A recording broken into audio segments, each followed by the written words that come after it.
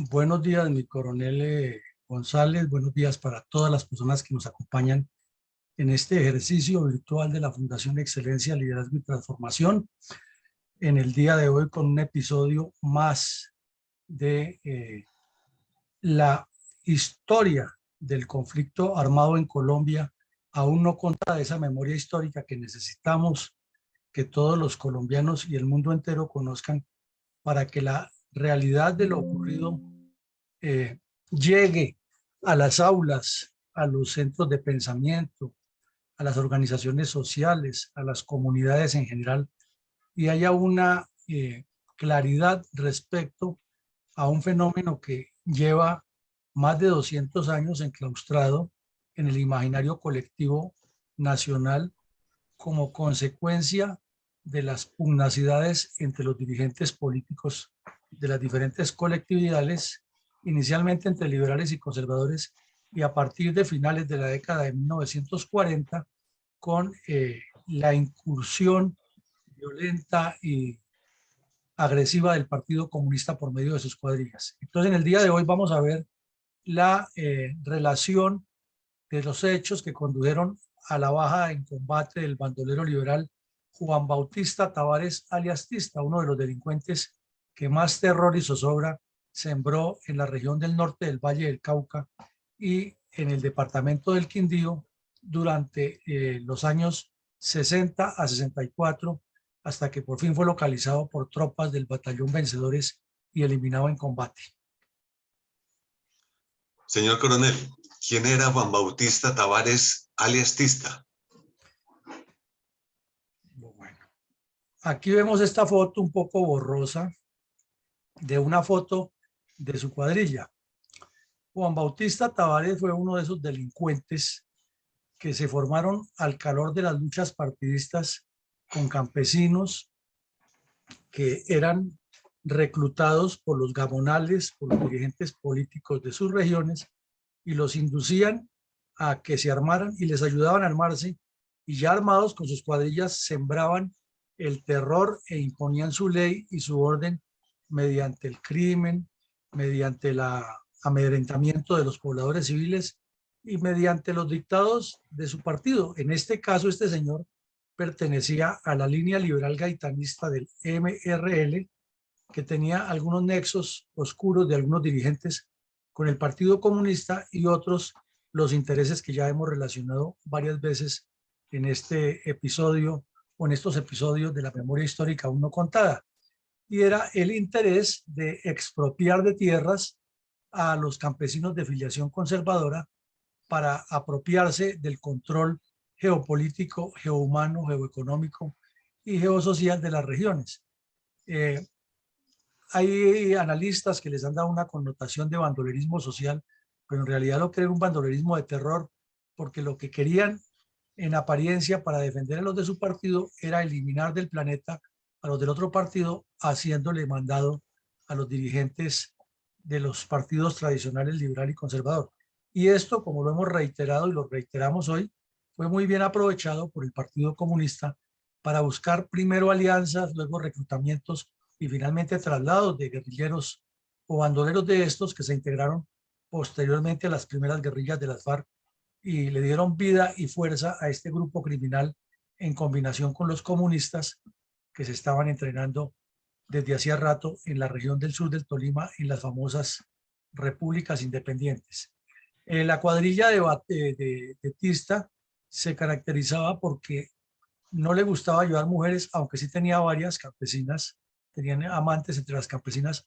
pero no le gustaba llevar mujeres. Y en esa época hubo otros bandoleros muy famosos como La Gata y Zarpazo. De La Gata ya hablamos aquí, contamos que también fue eliminado en una operación muy interesante que hizo el ejército en el departamento del Valle, también en el municipio de Cartago, pero esa alianza era por conveniencia y para cometer delitos. Luego dependieron mucho de Zarpazo y tuvieron varias evoluciones. Sin embargo, como lo vemos, todos eran campesinos jóvenes, eh, más o menos atléticos, que tenían la facilidad de moverse por el monte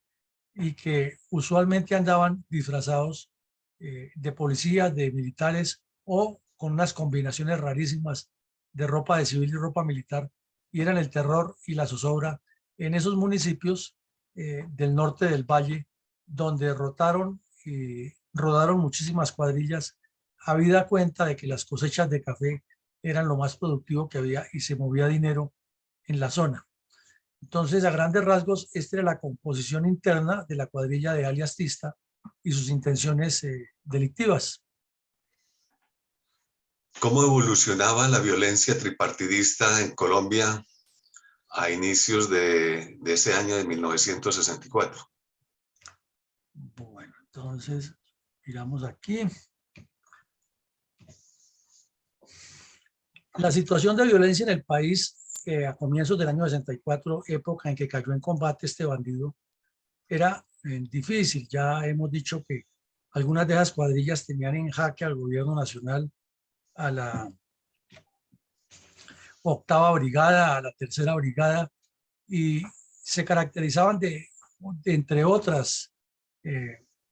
rasgos, otros perfiles macabros, era la permanente comisión de masacres de uno y otro lado. Entonces, si unos campesinos no caminaban con el Partido Comunista, los mandaban a asesinar. Si no caminaban con el Partido Liberal, también los mandaban a asesinar. O si no caminaban con el Partido Comunista, los mandaban a asesinar. Entonces, esta gente muy trabajadora era víctima de esas acciones criminales. Lo peor eran las retaliaciones. Entonces, si los liberales asesinaban a unos conservadores en una finca, que era lo más usual, que llegaban y los sorprendían y los asesinaban allí, los conservadores les devolvían el mismo procedimiento en otra finca, en una región liberal, y eran unas masacres terribles con cortes de garganta y unas cosas aterradoras que las hemos contado aquí varias veces. Y eso hacía que existiera una sensación de zozobra y de tierra de nadie, pero la presencia militar sola no era suficiente. Entonces, la situación demandaba mucha atención política y estaba el país en esa recuperación de la democracia, como llamaron los directores de los partidos políticos tradicionales, para quitarle el poder a los militares y seguir manipulando las cosas a su manera, como siempre lo habían hecho. Entonces los comunistas se aferraron en sus repúblicas independientes, pero era tan complicado el problema de la violencia en el Quindío y en el norte del Valle, que la mayoría del esfuerzo militar se centró allá, porque además el ejército no era muy grande, no tenía muchos medios y el servicio militar era obligatorio, cosa que los soldados realmente operaban entre los 9 meses de antigüedad y los 16 meses, 7 meses, y ya tocaba relevarlos, y eso era una dificultad grande porque no había continuidad en las operaciones. El gobierno nacional, gracias a la visión del general Ruiz Novoa, que había analizado muy bien la fenomenología del país y los presupuestos de los programas que presentaron la misión Curry, la misión Lebret y la misión de la CEPAL, más su experiencia como comandante de tropas en varias guarniciones del país y el conocimiento que tenía acerca de la fenomenología de la violencia, le permitieron diseñar un plan que se llamó El Lazo, como lo hemos dicho, era con Z, no con S, como dicen los comunistas, y estaba encaminado a localizar a las guerrillas, cerrarles la posibilidad de acción dentro de la población civil y actuar militarmente. Y el comando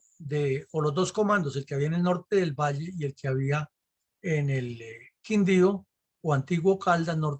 oriente de Caldas, se creó la 8ª Brigada, que le dio ya una forma operacional, que inclusive tomó alguna zona que ocupaba antes la 4ª Brigada y que por su extensión no alcanzaba a darle la cobertura operacional que esto requería. Entonces, la primera respuesta fue esa, del Plan Lazo y la creación de la 8ª Brigada, dotándola con mejores elementos. Pero paralelo con eso, lo hemos dicho, la Escuela de Lanceros fortaleció la instrucción de lanceros y de compañías arpón de la Escuela de Infantería con toda una doctrina operacional para guerra irregular distinta a la de la guerra regular. Y por su parte, la Policía Nacional también ya incluyó a algunos de sus miembros a que participaran en el entrenamiento y la formación de las primeras contraguerrillas de carabineros que actuaron exitosamente al lado de las tropas durante varios años y fueron un importante aporte, como inclusive hemos visto en el caso de la baja de unos bandoleros en el sur del Tolima, de una cuadrilla que era muy violenta, que un agente de policía se infiltró en ella y logró dar la información exacta y llevarlos a una trampa. El problema de la expoliación de tierras era creciente, tema de debate en el Congreso, y lo complicado de esto es que como en Colombia,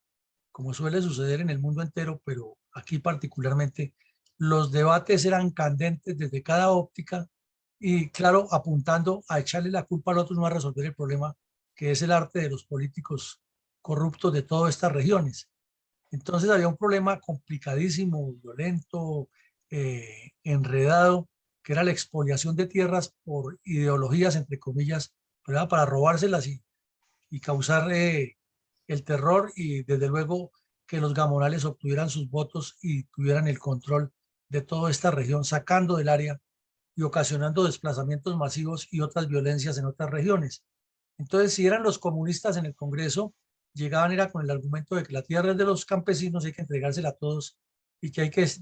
expropiar a liberales y conservadores por parejo. Y el mismo cuento de siempre, que hay que repartir todo y que el Estado tiene que producir mucho, pero que no existe empresa privada. Esa teoría pues ha sido vieja en el comunismo y ha sido la causante de tantos problemas. Si eran los liberales, era echándole la culpa a los conservadores que les habían asesinado X cantidad de gente y que les habían sacado las tierras y por eso estaban desterrados en determinados lugares y daban los sitios. Y los conservadores contestaban lo mismo, pero no llegaban al fondo que ellos eran los responsables, los tres partidos, de esa violencia y aún sigue ese fenómeno en el Congreso de la República cada vez que se atacan unos con otros, ya con distintos ropajes, pero no llegan al fondo de la solución, sino simplemente buscando votos y generando más animadversiones para siguientes periodos electorales. Ahí hemos visto y tenemos que resarcirlo, hay una conversión gradual de liberales a comunistas, en particular los del norte del valle que eran muy beligerantes y que ante esa presión tan tenaz que tuvieron de los conservadores que llegaron a arrasar,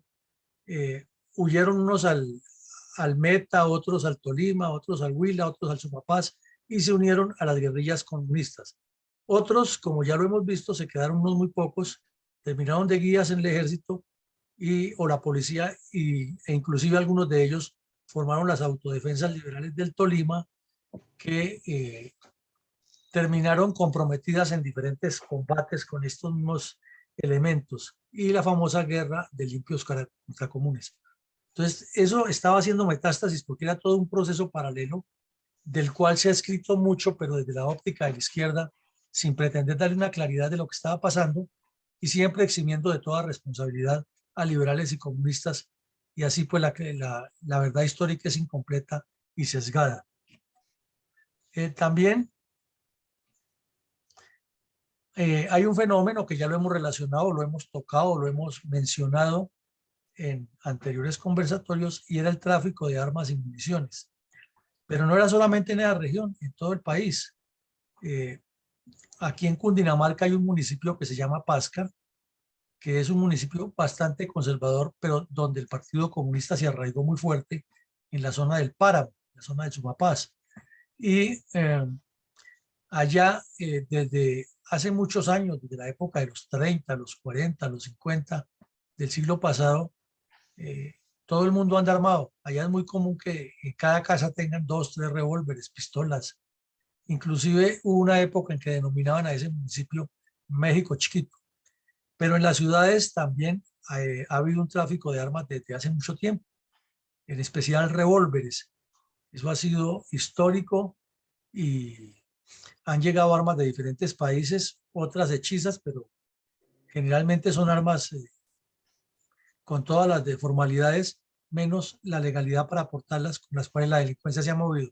Entonces, de la ciudad al campo y del campo a la ciudad era fácil conseguir armas cortas. Y también hubo un tráfico de armas largas, de fusiles mexicanos, inclusive con el sello de, de las Fuerzas Armadas de mexicanas de calibre 7 milímetros, que circularon mucho entre las guerrillas Habida cuenta que en México siempre ha habido una tendencia contestataria y revolucionaria, en especial desde el gobierno de Benito Juárez, y luego con la Revolución Mexicana de comienzos del siglo XX, se extendió mucho la ideología y los apoyos a grupos armados de diferentes partes del mundo. Entonces, había, como lo hay todavía, que ya vienen de otras partes del mundo,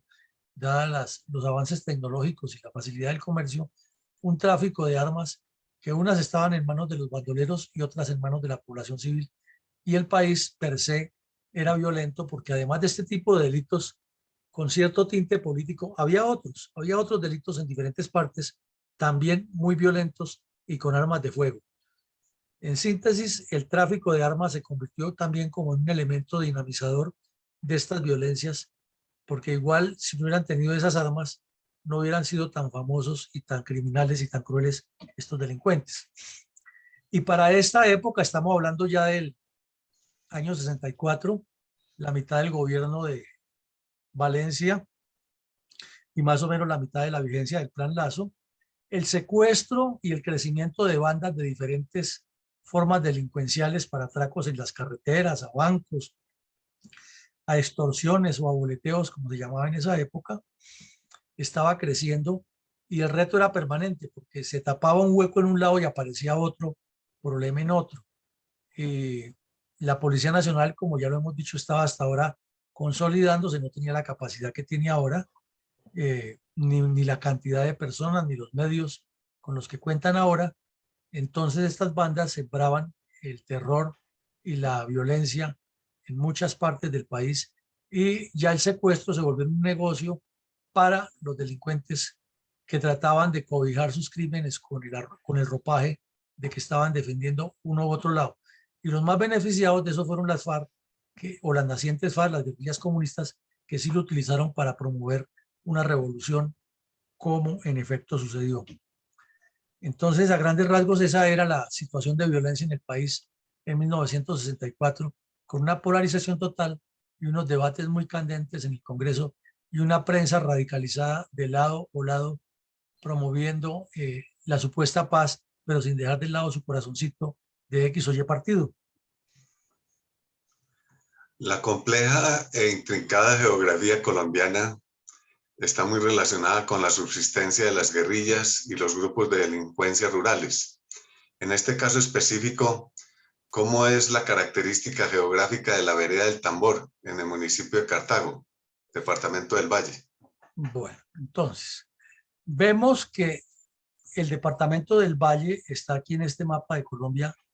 en una esquina suroccidental o centro-occidental, como se quiera mirar, del país. Quiere decir que es un departamento de una trascendencia geográfica y geoestratégica muy importante para cualquier fenómeno social, político y más de revolución armada que se produzca en el país, porque tiene salida al Pacífico, salida hacia Panamá por el Chocó o por el mar y salida a Ecuador por el Cauca o Nariño o por el mar. Pero si se mira desde otra óptica, es un departamento que tiene salida hacia Antioquia por el Viejo Caldas, salida hacia Cundinamarca por el Tolima, salida hacia los llanos por el Meta, cruzando la cordillera, por el Huila, corrijo, o salida hacia el Putumayo y el Amazonas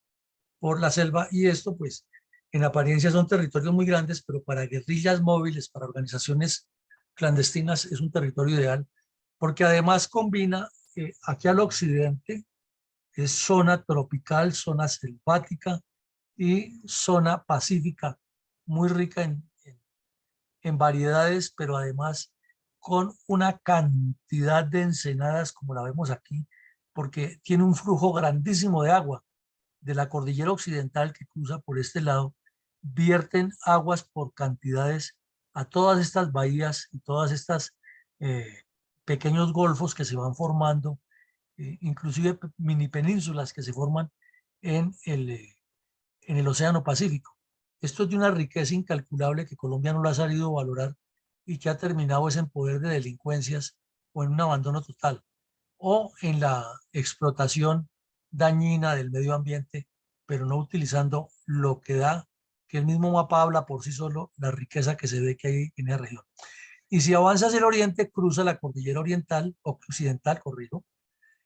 cae al Valle del Cauca, que atraviesa el departamento por todo el centro. Aquí lo vemos, una línea, y baja el valle y comienza a subir la cordillera central para caer a los otros departamentos. Entonces su importancia es capital. Aquí al norte del valle, toda esta cabeza grande que se ve, es una zona muy rica en café. Aquí el centro es muy rica en azúcar y ganadería, y al sur tiene otras características. Y al occidente tiene en la cordillera unas tierras muy fértiles, inclusive de mucha altura, con la irrigación de agua que se produce allí, que también facilita unos emporios que se deberían explotar en forma ecoturística y del medio ambiente. Y hacia el noroccidente comienza ya la parte selvática del Chocó, y el departamento del Valle también tiene mucha riqueza maderera y otros elementos que aún no han sido explotados o que han sido muy mal explotados. Y hacia el oriente también tiene una zona cafetera, otra zona productora de papa, y en la medida que avanza hacia el norte hacia el oriente, pues ya hay otros productos que se cultivan. También ha habido ganadería extensiva que le ha causado mucho daño al medio ambiente por la deforestación. Entonces el municipio de Cartago queda aquí al norte, limitando con el departamento de Quindío, con el Viejo Caldas de esa época, y es un municipio pequeño, no es tan grande, pero de un historial de confrontación y violencia por muchísimas razones. Una de ellas, por ser municipio de paso de la antigua colonización antioqueña, y esa mixtura que se produce con la gente del valle, que los hace una raza muy especial, pero muy propensa a la violencia. Eh, Allí han generado y han germinado violencias de todo tipo, y la última de esta época es la narcotraficante, pero siempre ha sido un municipio bien conflictivo. Y no muy lejos de ese municipio está la capital del Risaralda, que es otro departamento que surge de la desmembración del Viejo Caldas, que a pesar de ser tan pequeño es un departamento que también se consideraría de paso entre los grandes departamentos, y con una fenomenología social muy inteligente, muy interesante, y unas complejidades sociopolíticas que no cesan. Es un departamento donde tiene una condición humana muy inteligente. El risaraldense es una persona muy inteligente y muy hábil, pero también con una facilidad para que muchas de sus gentes o caigan en el delito o se vuelvan violentas, y con unos contrastes de riqueza y pobreza que solo son explicables conociendo más la etiología de Colombia y de esta región.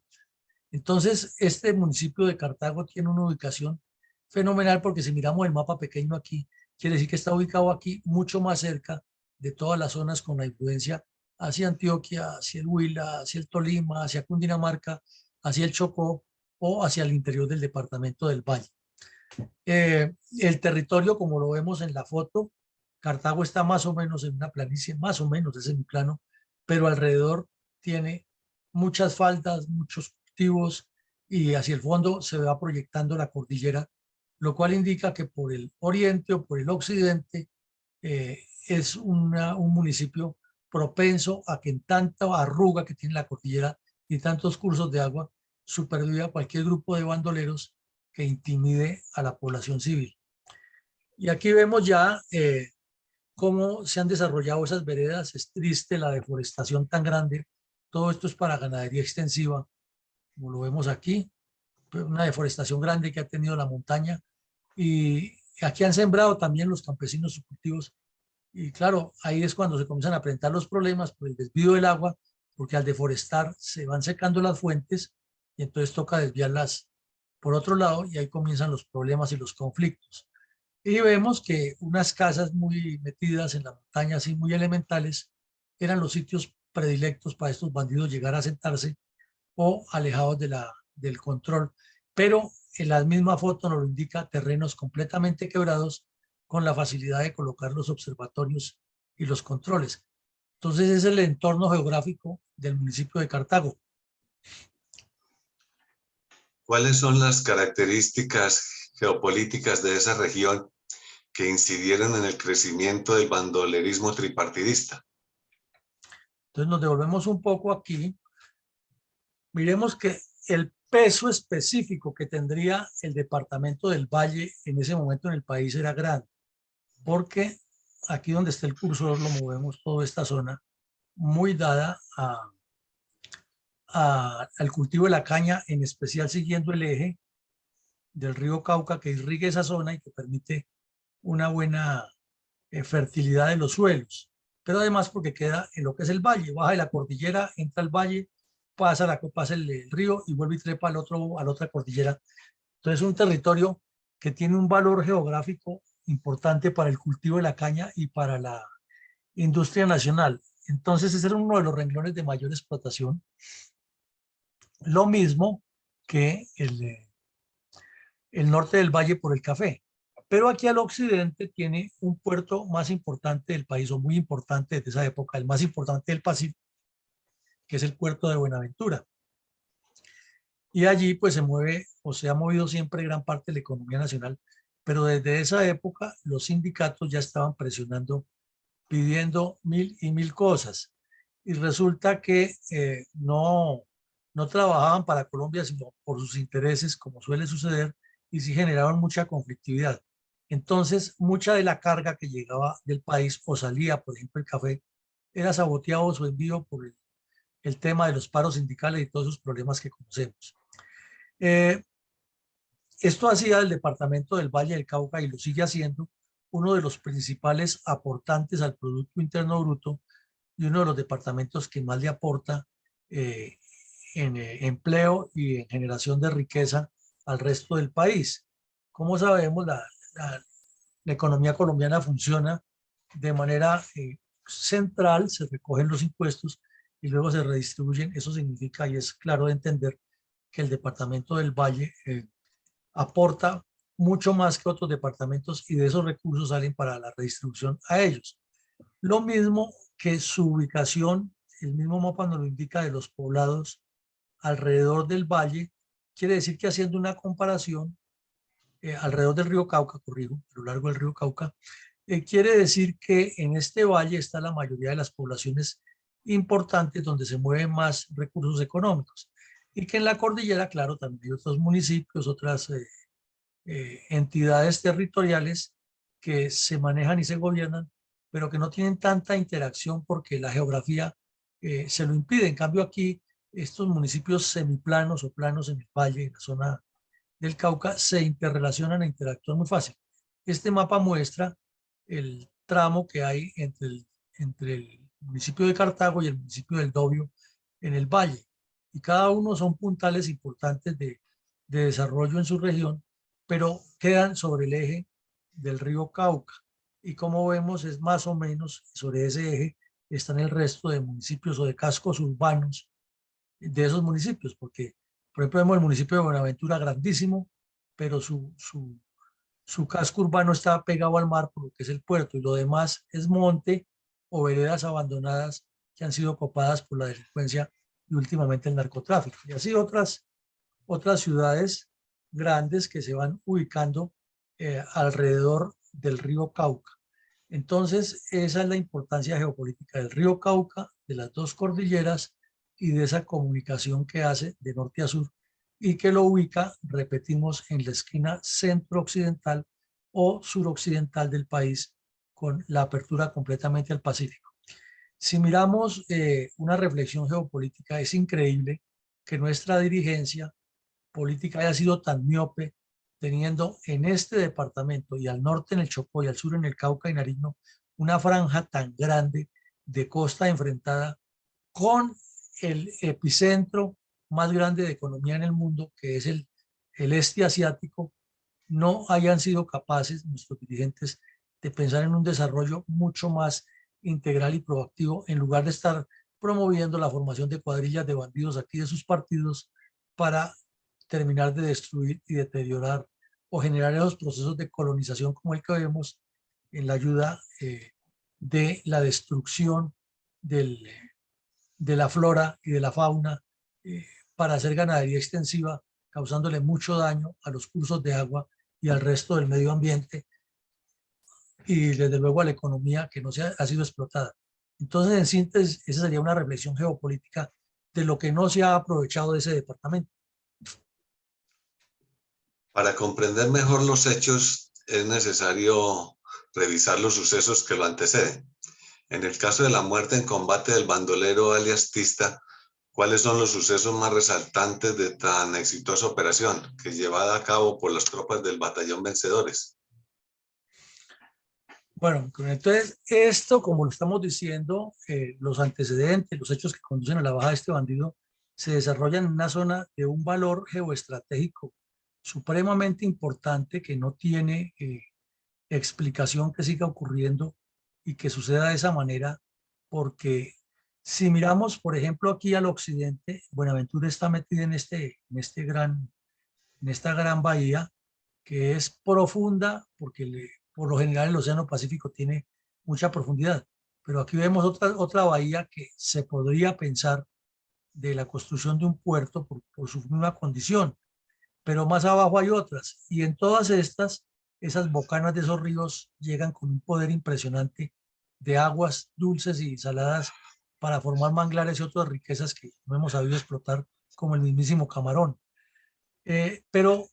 además miramos en este mapa que las ciudades, como lo vemos, todas muy bien interconectadas, es un departamento que tiene conexión, pero en la parte del valle, la parte plana, la parte semiplana. Pero ya cuando avanza hacia las cordilleras vemos que las carreteras ya son mucho más de más mala categoría y que impiden ese desarrollo nacional que si fuéramos un país visionario y dedicado a producirle, pues estaría lleno de túneles para evitar deforestar y causarle daños al medio ambiente y se comunicaría todo el país y tendríamos salida al Pacífico para todos los departamentos del oriente que son muy ricos también en agricultura y podrían ser la despensa del mundo por este lado con ferrocarriles. Y si miramos el norte del valle, está lleno de agua. Es que tiene agua por montones porque es casi todo selvático, pero abandonado, descuidado. Entonces, eso nos dice que antes de entrar en los antecedentes, hay que seguir mirando, es que la geografía ha servido de escudo a la delincuencia, pero no ha sido utilizada por el Estado ni por sus dirigencias pensando en algo diferente. Y si nos metemos aquí al occidente del valle, vemos la riqueza que hay en aguas. Ustedes imagínense la cantidad de explotación tanto de peces como de otras especies marítimas y mixtas y fluviales que se le podría dar a esta región. Eso es incalculable, porque es que hay mucha agua, es que el mapa nos lo muestra. Son muchísimos cursos de agua, abandonado, olvidado, lleno de guerrillas, de bandidos, y en este momento estas zonas que son muy llenas de agua están llenas de cultivos de coca y de laboratorios. Entonces eso no tiene explicación, pero es la consecuencia de una cosa con la otra y es donde el país necesita ponerle la mano, porque afortunadamente nuestras tres cordilleras, pero en este caso del valle las dos, son muy fértiles, son muy ricas en agua e irrigan ese departamento. Entonces, esa precisión la hacemos para entrar en los antecedentes de ver cómo se va desarrollando la violencia y cuáles son los antecedentes de esta cuadrilla. En, en 1961-62 ocurrió en el departamento del Valle una de las masacres más horribles que hay de conservadores asesinados por las cuadrillas liberales en las cuales participaron La Gata, Tista y Zarpazo, y asesinaron a 31 personas en esta región de la Cayetana, por las razones que ya hemos dicho siempre. Entonces, una de las decisiones que se tomó en el mando militar de la época fue infiltrar al sargento Buitrago, que es el autor de un libro que se llama Zarpazo, sargento Evelio Buitrago Salazar, un sargento del ejército muy hábil para estos menesteres, y él se infiltró en la cuadrilla del tal Zarpazo y ahí andaban con ellos Tista y La Gata. En algunos momentos se separaban, pero el jefe de todos era el tal Zarpazo, que fue uno de los bandidos que más brega dio hasta que por fin cayó en el año 67, pero en el Meta en otras condiciones. Entonces, el sargento Buitrago se infiltró y trabajó muchísimo tiempo la inteligencia, hizo unas operaciones interesantes. Es recomendable leer el libro de él, Zarpazo, se llama así, donde cuenta sus vivencias de lo que le tocó presenciar y actuar dentro de esas cuadrillas. Y entre tanto, el señor Tista participaba en hechos como la masacre, que es la más resaltante, pero hubo otras, pero luego se dividían por pequeños grupos y andaban por estos municipios que vemos aquí, Obando, Ribera Alta y los corregimientos perdón, el municipio de Obando y los corregimientos de Ribera Alta, Holguín y Miravalles. Y todo esto hacía que lo buscaran como aguja en un pajar, y por eso fue que el sargento se infiltró, pero Zarpazo era un tipo muy audaz y se dio cuenta que algo estaba andando mal. No sabía que era el sargento el que los estaba infiltrando, pero él tenía sospechas de que lo seguían porque eventualmente le causaban bajas y nunca, y de una manera extraña, era la dinámica de su misma forma de vida. Entonces decidió que solamente se reunieran para grandes golpes y su comunicación era por medio de mensajes cifrados, de un cifrado muy elemental que se usaba en esa época, pero que le resultaba efectivo, que era hacer un código y a cada letra asignarle un número y lo iban cambiando eventualmente, periódicamente, y entonces los mensajes rotaban como si fueran cuentas de ventas de café o de ganado, y lo manejaban entre los mayordomos que le servían de enlaces o estafetas, y al principio lo han manejado con tanta audacia que no se dieron, las fuerzas militares no se dan cuenta porque lo encontraban en los cuadernos y era el cuaderno de cuentas, hasta que ya se tuvo la malicia y se comenzó a revisar y por ejemplo las sumas no coincidían cuando colocaban las. Entonces ya comenzaron a revisar y que le encontraron el código a un bandido de estos y se destapó cómo era el sistema que lo tenían. No era que las fuerzas militares no conocieran el sistema, porque eso es antiquísimo en la humanidad, sino que lo tenían bien enmascarado, no se les ha detectado. Pero bueno, entonces a lo largo de todo este proceso, que es muy, muy complejo, de mucha violencia y con todas esas connotaciones que hemos mencionado, llegó el momento en que el señor Tista fue ubicado en la finca de Zenobio Mora, en la vereda del Tamboral de Cartago Valle. ¿Y por qué fue ubicado? Porque el tipo estaba enfermo en ese momento, tenía una afección que parecía que era como renal, que lo tenía imposibilitado para caminar. Y de los 4 bandidos que andaba, envió 2 que le sirvieran como de postas, campaneros adelante, y se quedó con uno en la casa. Entonces, las ofertas, la, el ofrecimiento que hacía el gobierno nacional de las recompensas a quien llevara la localización de estos bandidos, además del daño que ha causado en la región, pues tenía muchos enemigos. Un campesino, un morador de la región, se decidió ir y delatarlo ante las autoridades donde estaba, y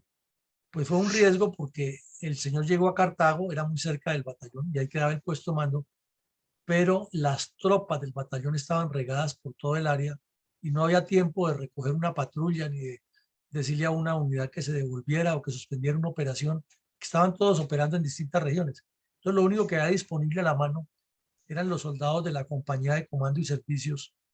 que todos sabemos son los encargados de cocinar, de hacerle mantenimiento al batallón, son los estafetas de las oficinas, son los que manejan el funcionamiento administrativo, como operar las motobombas o prender y apagar la luz por la noche, llevar el control del mantenimiento de las redes eléctricas, de las redes de acueducto. Ellos son los que hacen eso en un batallón. Entonces, no tenían más a disposición, y el comandante del batallón se la jugó de una vez. Desde que le dieron la información en el área donde estaba en un puesto adelantado, envió una orden de operaciones fragmentaria con instrucciones precisas para que se hiciera la operación, corriendo un riesgo grande, pero ante la certeza de que allí estaba el bandido, lo corrió y ya veremos qué ocurrió. ¿Cuál fue el paso a paso de la habilidosa maniobra táctica que terminó con la baja de Tista en la vereda del Tambor?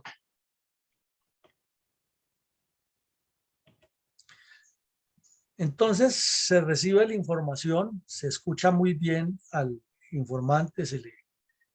pide que haga un croquis, se le pide que explique bien las cosas, se analiza por qué está dando la información, se le toman todos los datos, como corresponde cuando hay una información de ese nivel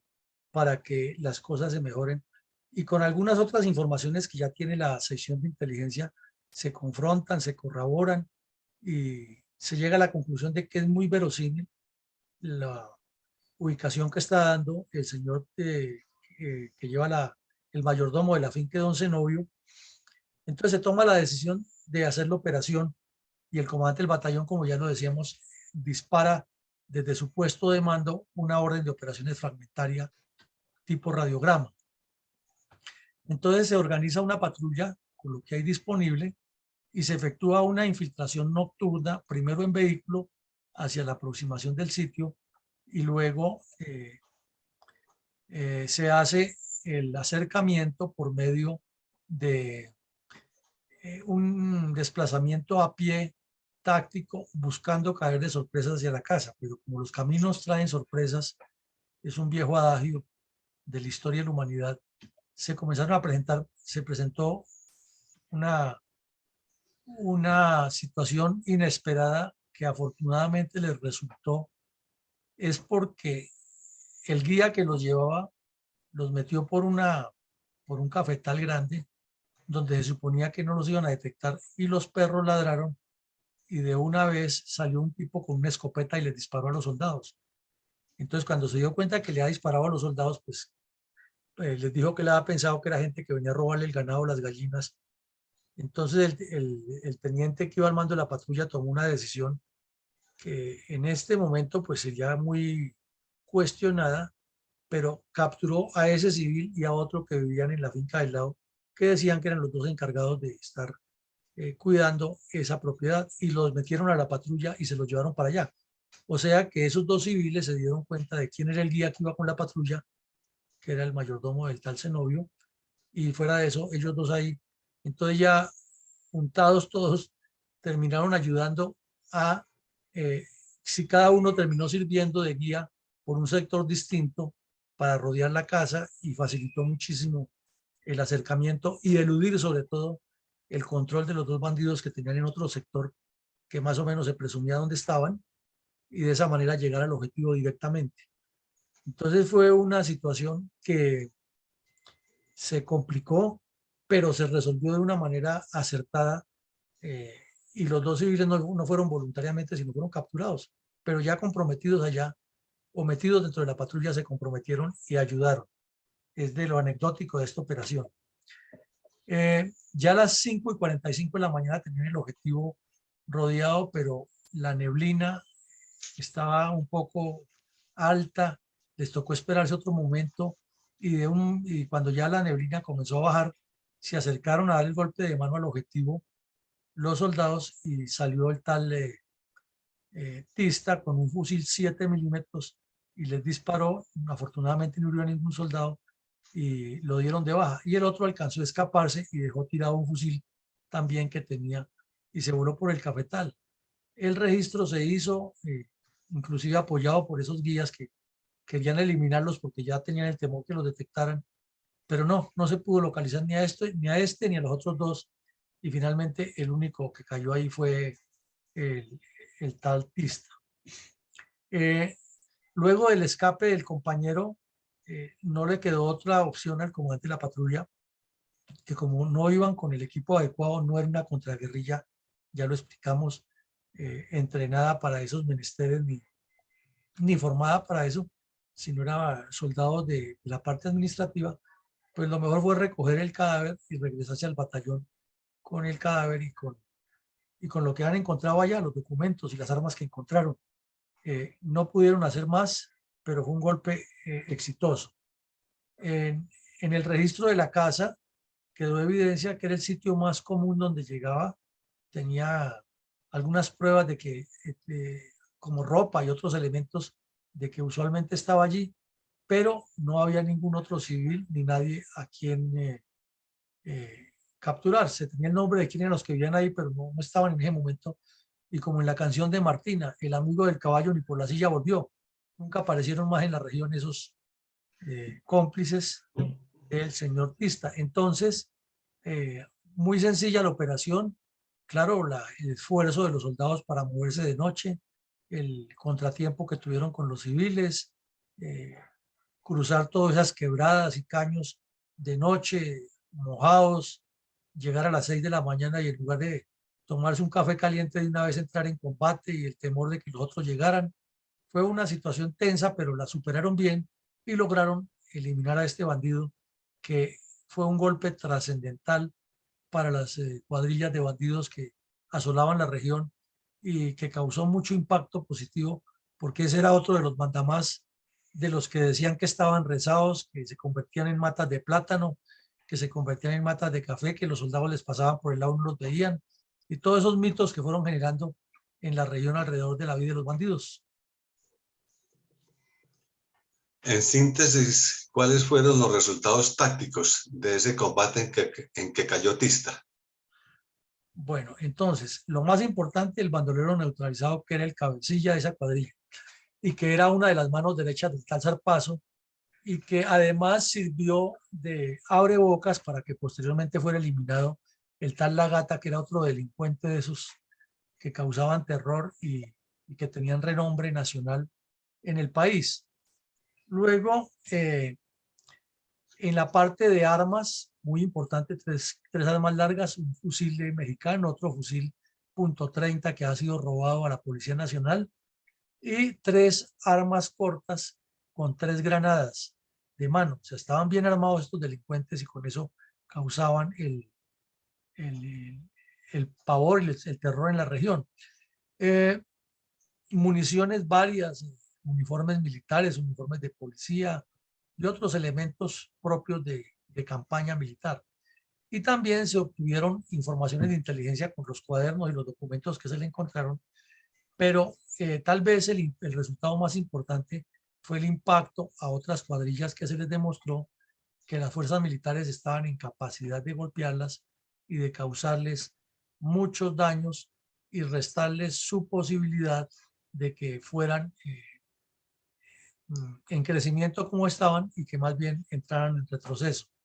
Entonces fue otro éxito del Plan Lazo,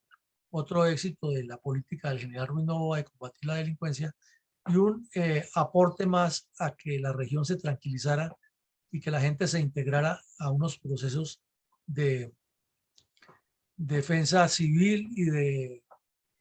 acción comunal que estaban siendo promovidos tanto por el gobierno nacional como por la Iglesia Católica por medio de la radio Sutatensa. Entonces todo este impacto tenía que incidir en la posterior pacificación de la región y en la eliminación de esas cuadrillas que causaban tanto zozobra y tanto terror. ¿En qué forma se resumen las consecuencias político-estratégicas de este importante golpe al tenebroso terrorista comunista? Bueno, aquí hubo una eliminación total de una cuadrilla en días posteriores, porque ya las personas de la región, con todo este contenido que hemos venido elaborando de reconstrucción de los hechos, se sintieron más animadas. Probablemente los mismos 3 señores que participaron como guías de las tropas se sintieron motivados porque además recibieron el pago de la recompensa y eso pues los motivó mucho para mejorar sus propiedades y coadyuvaron a que posteriormente cayeran de a uno en uno o en grupos estos bandidos, pero además a que se desarticulara un poco la cuadrilla de Zarpazo, que era como el jefe de todas sus maquilas, y a que un año después también se golpeara en la misma región al tal La Gata, que era igual o peor que este. Entonces sí condujo a que paulatinamente se eliminara una de las tantas cuadrillas que le causaron tanto pavor a esa región. Ese retorno de la confianza de los campesinos pues se ve hoy porque ya los nietos de ellos y los hijos de ellos se asentaron en la región y pudieron vivir en paz durante mucho tiempo, y relativamente el norte del Valle y el Quindío han sido pacíficos durante todos estos últimos 40, 50 años, con excepción de la metida del narcotráfico en el norte del Valle, que inclusive formaron un cartel que se llama el del norte del Valle y que tiene asiento alrededor de Cartago. Pero en términos generales sí, el campesino retornó con confianza y pudo vivir una buena época de la cosecha cafetera y de su desarrollo agroindustrial, con las dificultades que eso tiene, porque no vamos a decir que es color de rosa, con algunos altibajos, pero ya no con esa violencia tan tenaz de esas masacres de 30, 40 personas, de 20 personas tan usuales en esa época por parte de estos bandidos. En ese momento se corroboró que el Plan Lazo tenía mucha vigencia y que las fuerzas militares y la Policía Nacional tenían que trabajar muy articuladamente con las demás instituciones, porque vinieron una serie de programas de la Federación Nacional de Cafeteros, del Gobierno Nacional, de la Acción Comunal, del Ministerio de Obras Públicas, de los ingenieros militares, y algo de lo que se recibió, que fue muy poco, de la Alianza para el Progreso, porque como sabemos, desde con la muerte de Kennedy, eso perdió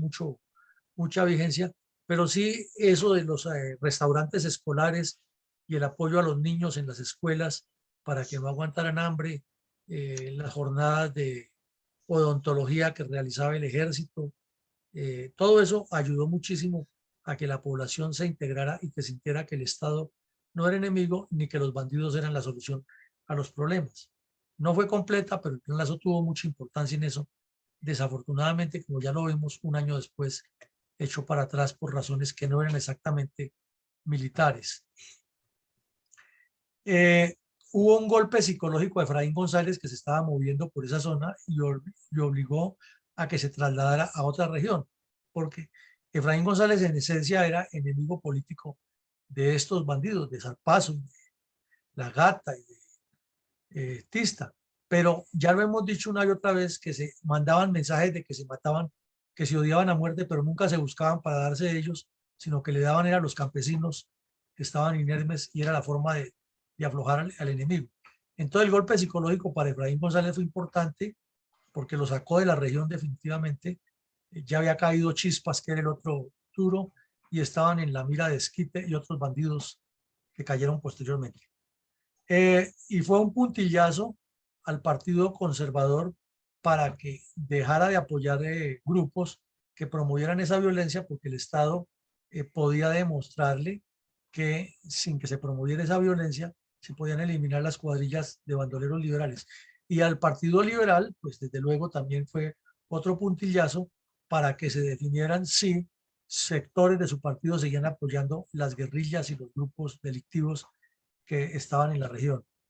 Y desde luego se sobreentiende que el apoyo de los campesinos con información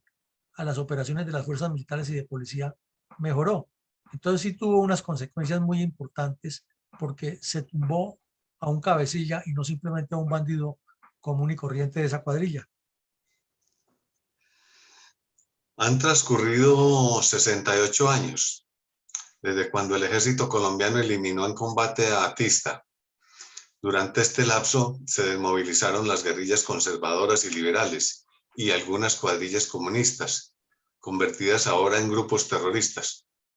de tal forma que aún persiste la violencia en Colombia. ¿Cuáles son sus conclusiones al respecto, mi coronel? Bueno, muchas gracias, mi coronel. Pues queda aquí, como siempre, demostrado que el Ejército Nacional en la parte terrestre, en la parte de infiltración, ha tenido la capacidad y la voluntad para eliminar estas cuadrillas, pero ha faltado una presencia del Estado que complemente este tipo de acciones y que ayude a que esa tecnificación que han ido dando los hechos para las técnicas de infiltración, para las técnicas de operaciones terrestres en ambientes irregulares de guerra de guerrillas o de bandoleros, sean cada vez más efectivas, y eso lo ha demostrado la historia, pero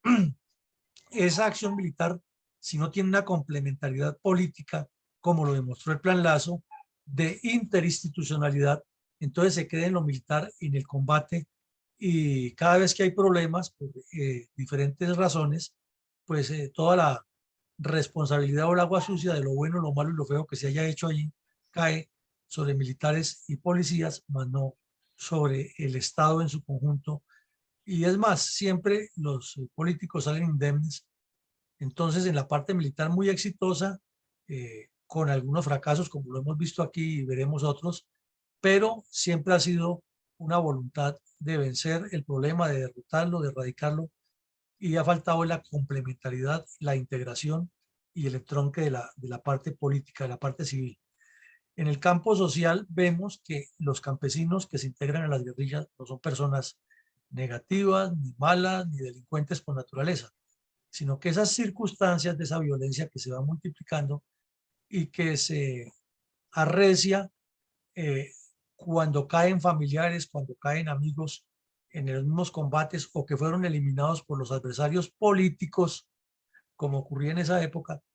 pues aumenta la violencia. Y ahora ocurre también con los mal llamados paramilitares, grupos de justicia privada, que los campesinos puede que no estén con la guerrilla, no estén de acuerdo con ella,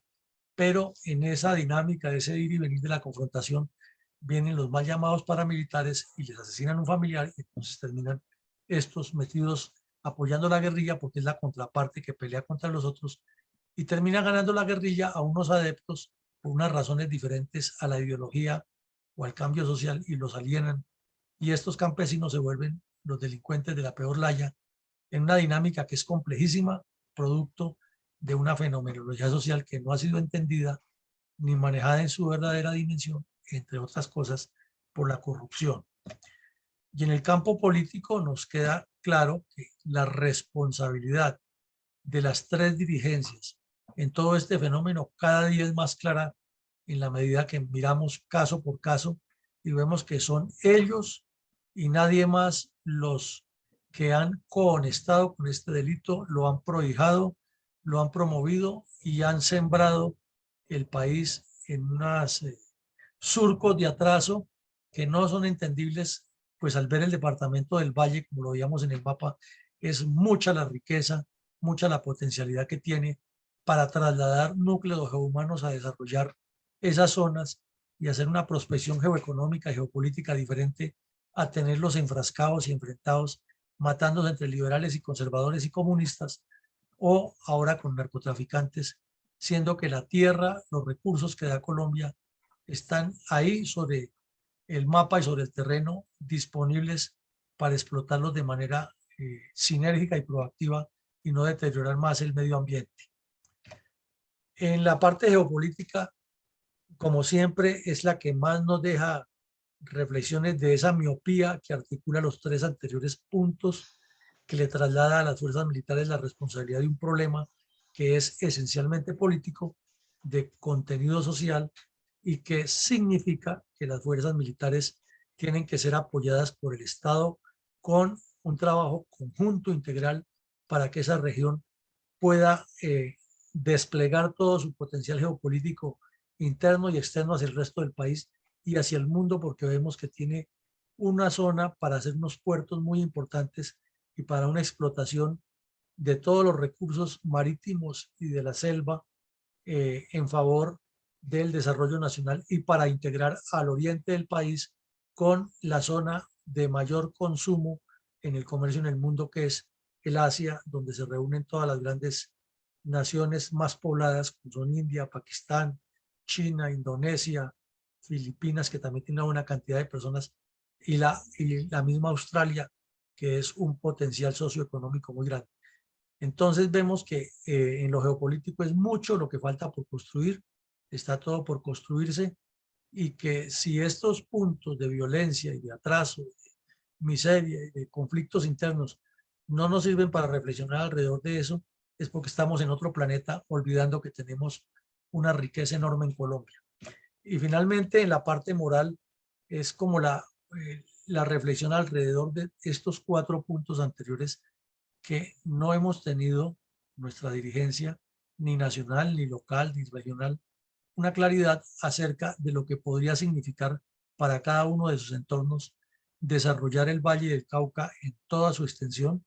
y promover una integración de Colombia con el mundo desde esa importante región. Entonces, la responsabilidad moral es muy grande, tanto de quienes ya no lo hicieron, como de quienes quedamos para seguir sembrando esta idea en que al país hay que cambiarlo y hay que cambiar esas mentalidades y hay que seguir trabajando por una formación de ideas más concretas. Después de estas conclusiones del día de hoy sobre los efectos causados por el perverso adoctrinamiento y reclutamiento socialista de menores,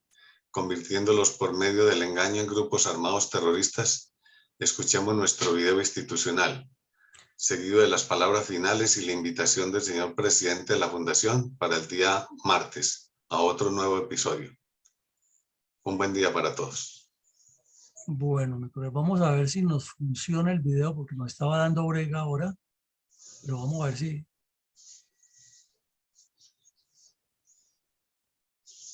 No, parece que no está dando brega, nos ofrece, toca ofrecerle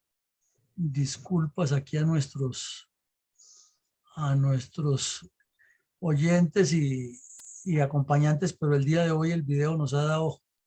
brega, no abre el archivo, no sé qué pasa. Bueno, entonces para mañana esperamos tener resuelto eso. Entonces agradecerles a todos los asistentes su presencia. Ha sido una jornada académica interesante. Hemos reconstruido un suceso muy importante de la historia de Colombia que poco se menciona o que se encuentra en las redes siempre es con ese matizaje y esa inclinación a favor de unos o de otros. Y eso no se trata, porque así no se construye una verdad histórica. Queremos con este tipo de actividades traerle al país una claridad diferente y un mensaje diferente de que todo eso nos debe servir es como referente para sacar adelante proyectos que no se han hecho. En la tarde de hoy tenemos el ejercicio académico de la continuación del examen de los puntos gruesos de la política colombiana que no se han tratado en la campaña y mañana por la mañana tendremos otro evento muy importante de otra operación militar en esta misma región también contra esas cuadrillas de bandoleros. Así de que un feliz día para todos y muchísimas gracias por su atención. Muchas gracias, mi coronel. Feliz día. Y recordándole su consumo del café Don Manolo. Ah, claro, sí, sí. No puede Los fallar. patrocinadores. A mí Don Manolo nos patrocina este espacio y hay que apoyarlo y consumir el mejor café orgánico de Colombia, mi coronel. Gracias, Feliz día gracias. para todos. Gracias, un buen día. Felicidades. Buen día, Gracias a todos.